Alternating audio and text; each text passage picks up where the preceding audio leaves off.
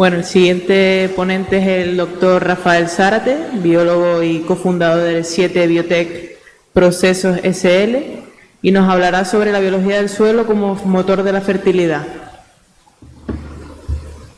Bueno, buenas tardes. Felicitar a los que todavía están aquí, que ya creo que el cansancio es importante. Algunos estarán ya con ganas de salir y quiero ser el estímulo perfecto para que nadie abandone la sala.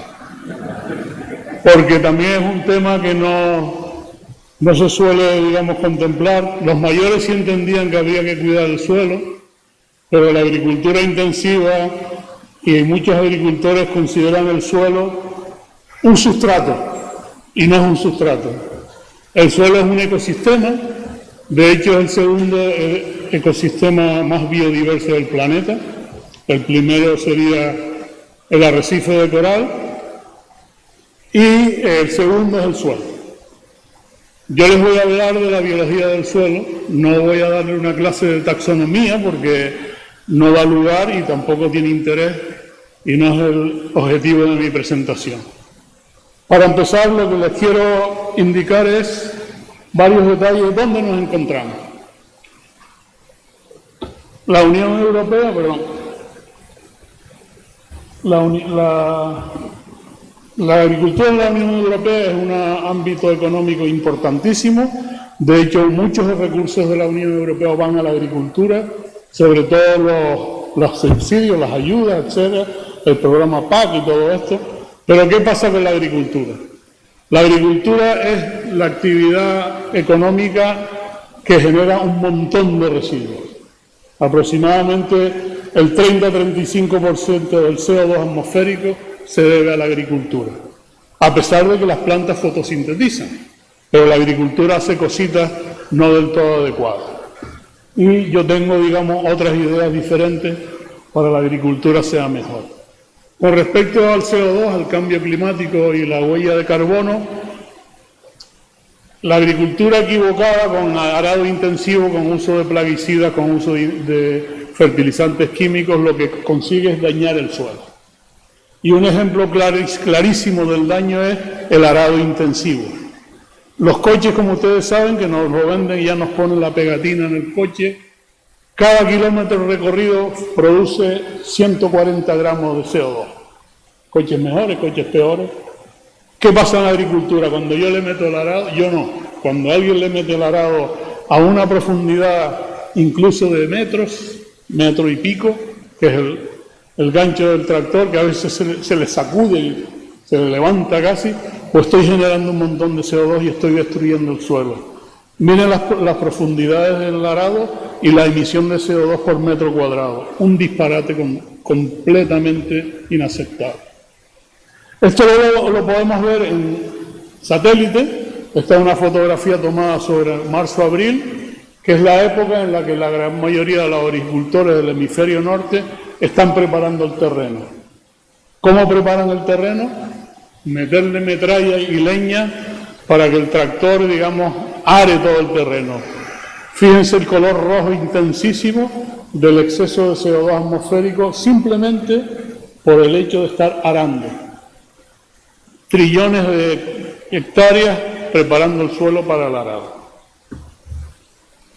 Y esta es una fotografía 6-7 meses después, en julio, que es cuando las plantas que han sembrado están ya en su capacidad o crecimiento vegetativo y están consumiendo CO2.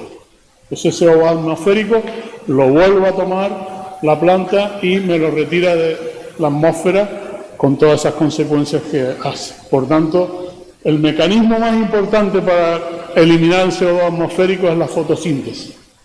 Pero una fotosíntesis bien hecha. Vamos a fotosintetizar, pero cuidando el suelo también. Y va un poco todo lo que yo les quiero hablar. La degradación del suelo es un hecho terriblemente preocupante. En España se ha cifrado que la degradación del suelo equivale a unas 14 toneladas por hectárea. La FAO ya menciona que los suelos agrícolas se han degradado un 30 y tantos %. Y la expectativa para el año 2050-2070 es que si no nos vigilamos, el 90% del suelo agrícola va a estar muy degradado. Y esa erosión se debe a múltiples causas, sobre todo la agricultura equivocada e intensiva. Y esta pérdida de suelo o de daño del suelo se debe principalmente a un detalle, que es el nivel de materia orgánica en los suelos. No tengo un mapa de Canarias porque no he encontrado ningún trabajo. De hecho, lanzo la idea de proyecto, me ofrezco a realizarlo si hay financiación, para evaluar cómo están todos los suelos de Canarias, igual que se ha hecho a nivel europeo, los niveles de materia orgánica. Y aquí quiero dar un detalle. Los ingenieros agrónomos siempre hablan de materia orgánica, 1,5 a 2% en suelo es fantástico, maravilloso. Hay que actualizarse. El dato mínimo para que un suelo se considere fértil es 3,4. Si estoy en ese rango superior, mi suelo es fértil. Se va a comportar el cultivo de forma fantástica. Si estoy por debajo, hay que tomar medidas. Y lo mismo ocurre en Canarias, y hay un dato muy preocupante. El 85% del suelo de Canarias está en riesgo de desertificación. Obviamente, las islas orientales y las partes sur, por su propia naturaleza geológica y climática, ese porcentaje es más elevado que en la parte norte de las islas, en un bosque, etcétera, etcétera. Pero ese dato existe y no se está haciendo lo suficiente para resolverlo. Bueno, dicho este preámbulo, y vean que estamos en un suspenso claro, vamos a hablar de lo que es el suelo. ¿El suelo qué es el suelo? El suelo es la capa superficial de nuestro planeta, de un grosor de 30 a 60 centímetros aproximadamente, y es en esta capa superficial donde ocurre absolutamente todo.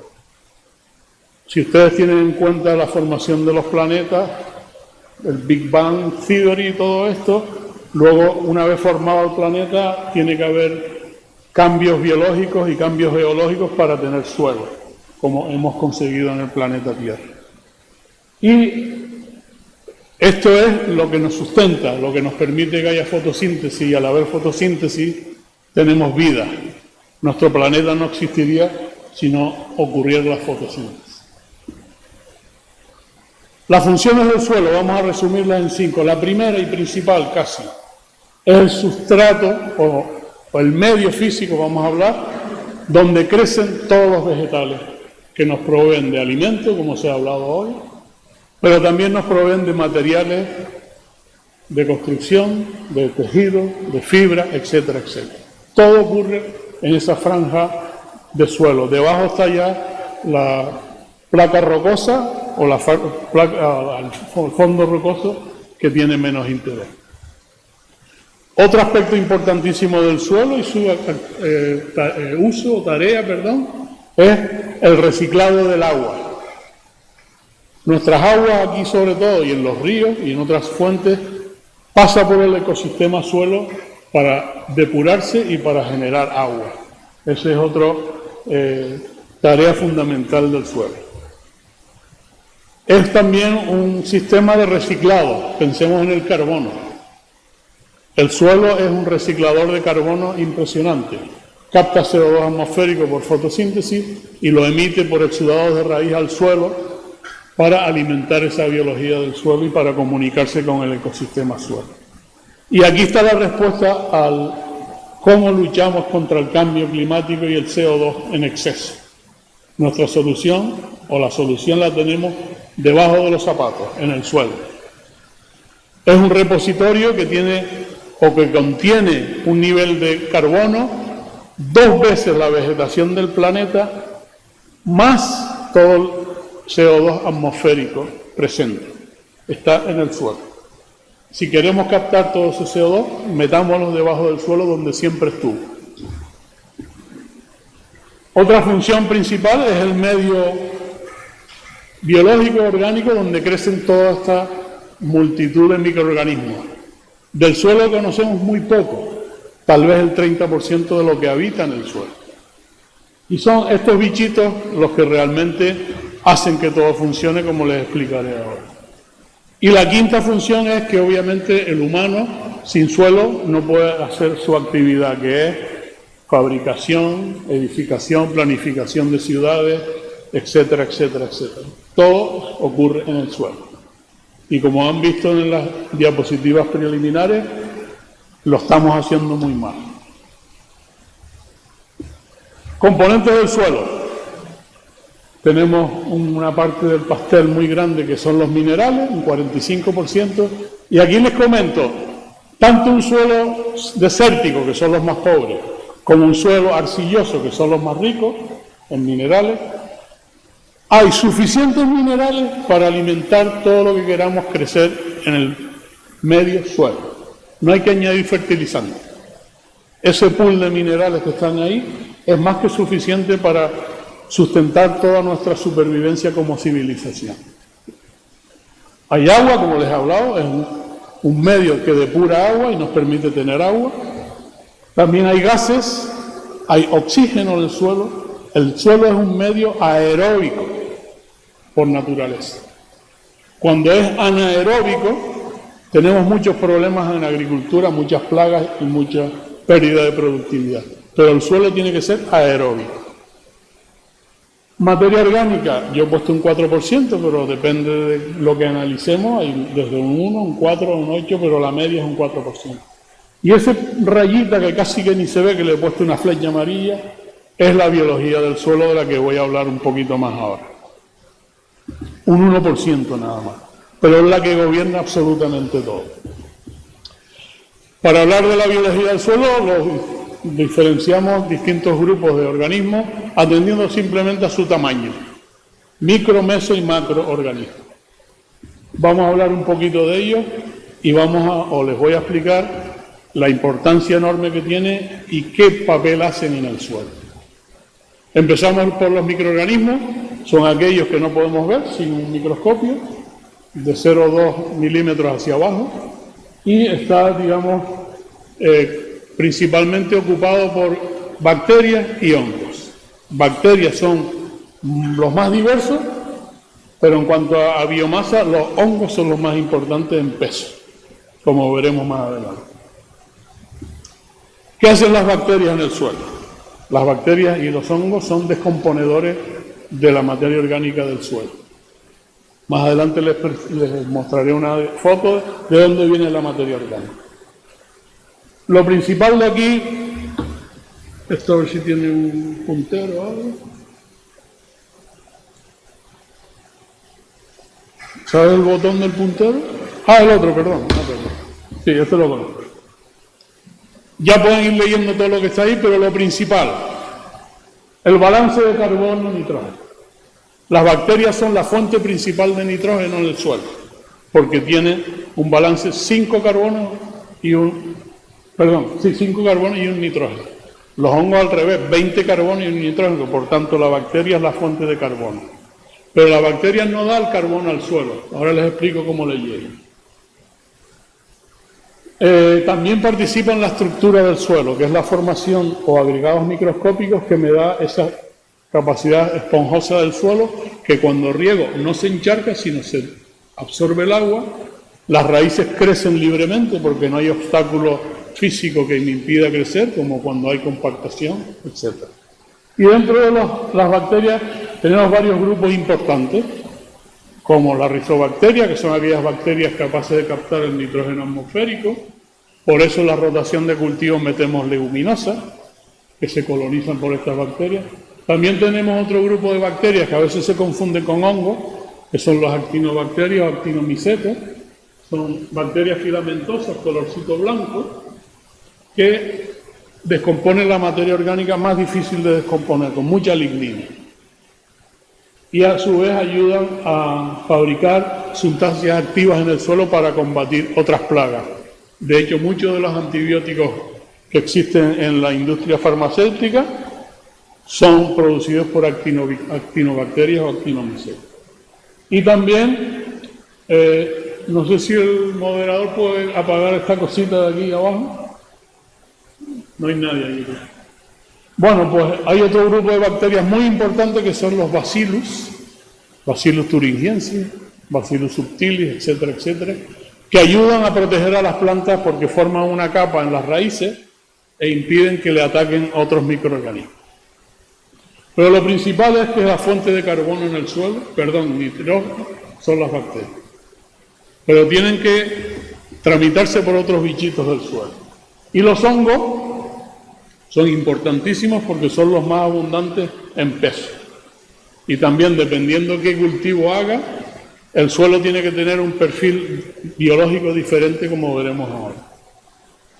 Están los hongos saprofíticos que degradan la materia orgánica, hongos mutualistas como las micorrizas, importantísimo que haya micorrizas en el ecosistema suelo, que coloniza las plantas y permite que esas plantas capten más nutrientes. Pero hay un detalle: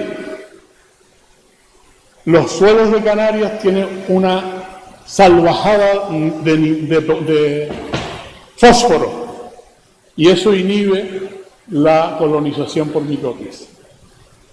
Entonces, analicen el suelo, vean lo que tienen. Si hay exceso de fósforo, la posibilidad de que las micorrizas colonicen mi cultivo va a ser muy comprometida. No imposible, pero muy comprometida. Y también, si les van a vender micorrizas, primero entérense cómo están de fósforo para ver si esa inversión es necesaria, o mejor dicho, útil o no útil. Como les decía antes, la fuente de carbono más abundante en suelo son los hongos. Hablemos de captar el carbono atmosférico. Toda esa biología lo gestiona adecuadamente y perfectamente. También contribuye a formar la estructura del suelo. La estructura del suelo es fundamental para que crezca el sistema radicular, que es el órgano más importante de las plantas. En un suelo degradado, anaeróbico, compactado, el sistema radicular es minúsculo, en vez de crecer 1,5 metros de profundidad. Y eso es importantísimo porque en el ciclo del carbono, la fotosíntesis, la planta consume un 35-40% de su metabolismo en fabricar sustancias. Es autótrofo, se alimenta con la luz solar, agua, CO2 y luz, y todas esas moléculas no solo las utiliza para crecer, florecer y fructificar, sino también ese 30 y tantos, 40% lo consume para fabricar sustancias que va a emitir por el sistema radicular al suelo, que son lo que llamamos exudados de raíz. Si mi sistema radicular es así, esa liberación de exudados es muy pobre. Y si en mi suelo no hay materia orgánica y no hay biología, esos exudados no están, digamos, dando una contraprestación a las plantas.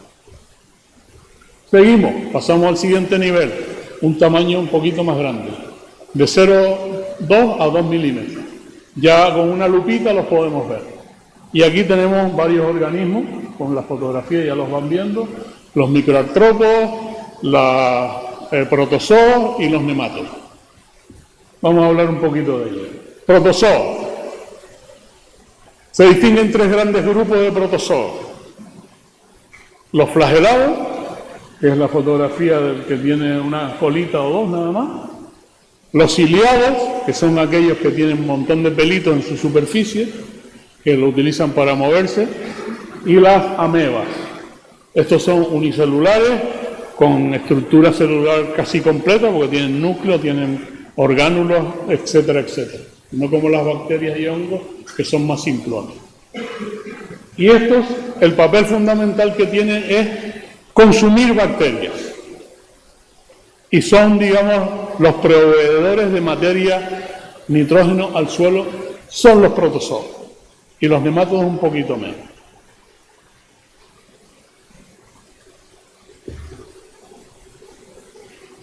¿Qué sabemos también con los protozoos? Cuando analizamos la biología del suelo, veo, tengo un montón de ciliados, tengo poquitos flagelados. Ya me está diciendo el microscopio que mi suelo es anaeróbico, que no tiene que ser anaeróbico.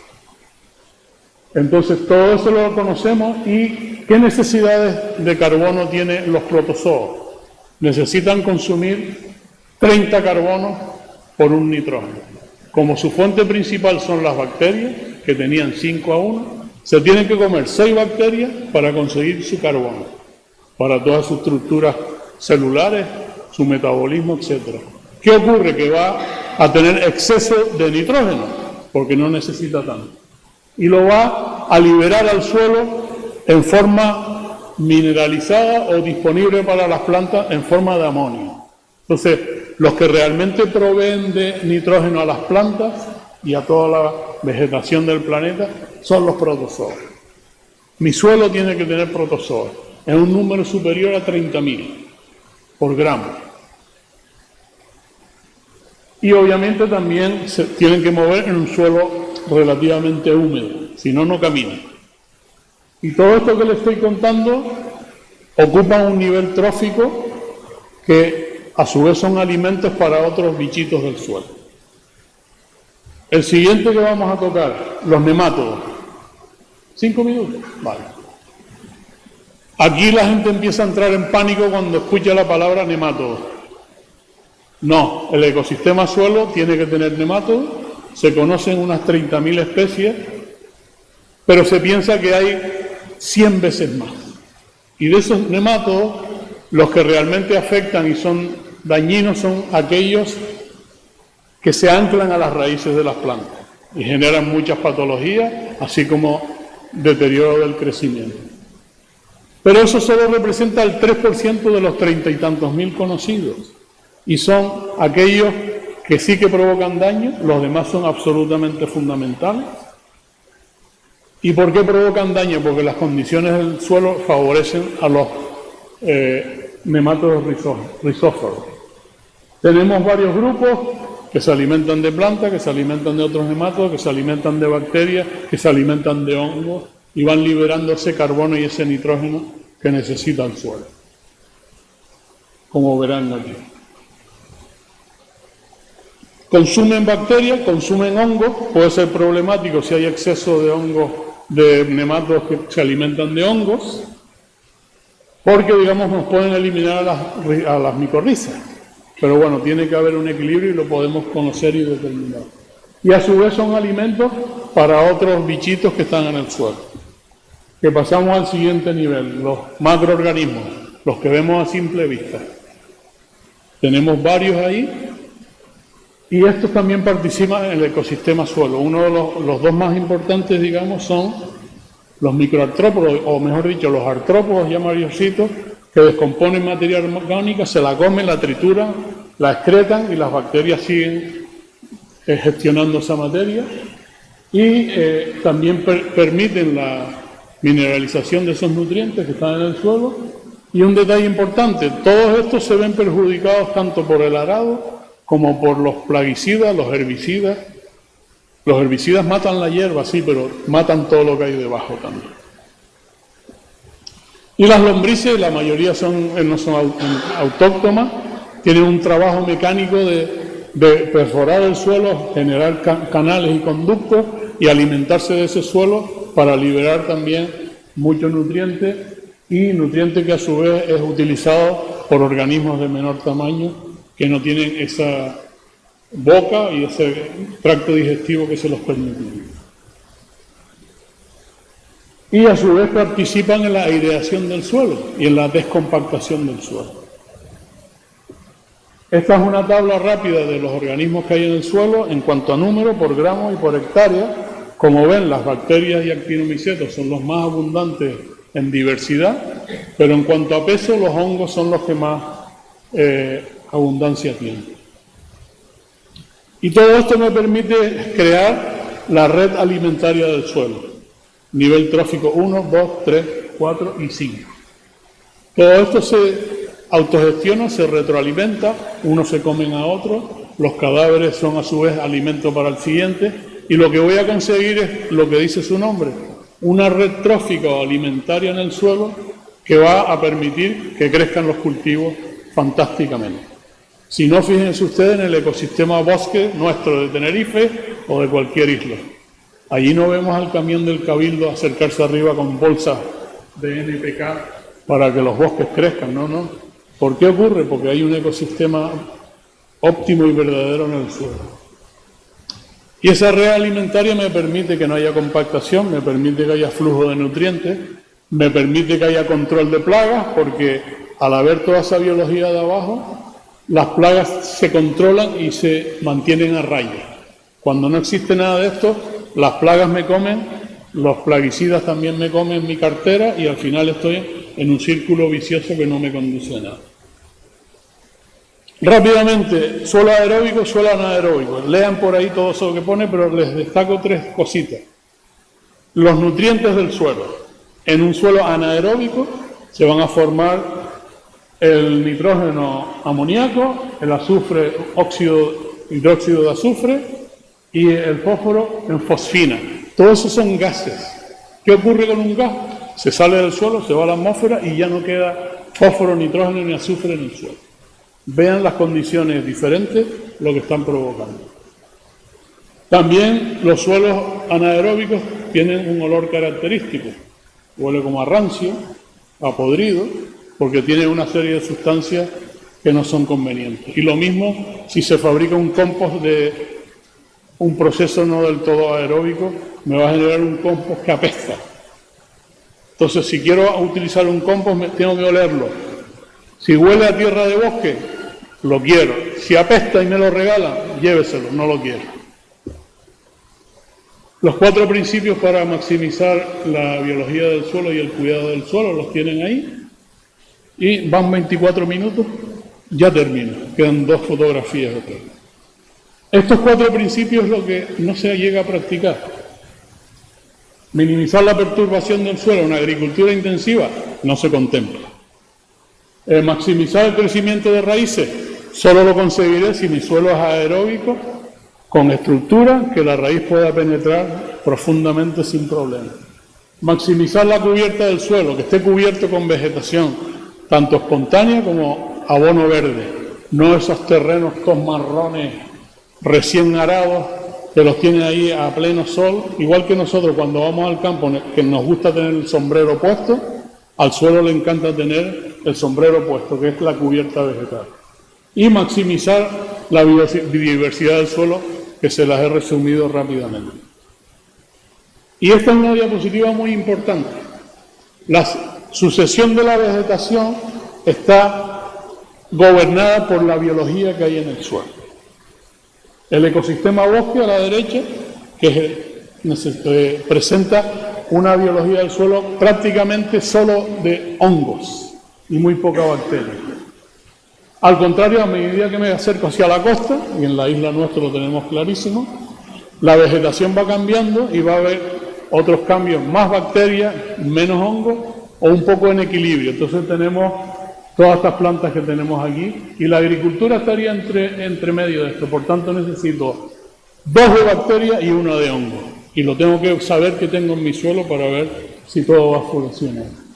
Y esta es la fotografía que un poco resume mi charla. ¿Cuál de estas herramientas piensan ustedes que es más adecuada para conocer y practicar agricultura? Yo lo tengo claro. Y esta ya es la última diapositiva. Alimenta y conoce tu suelo porque todo está en la biología. Y nada, creo que cumplí un poquito el tiempo, me pasé 2 minutos, creo. Pero bien, gracias.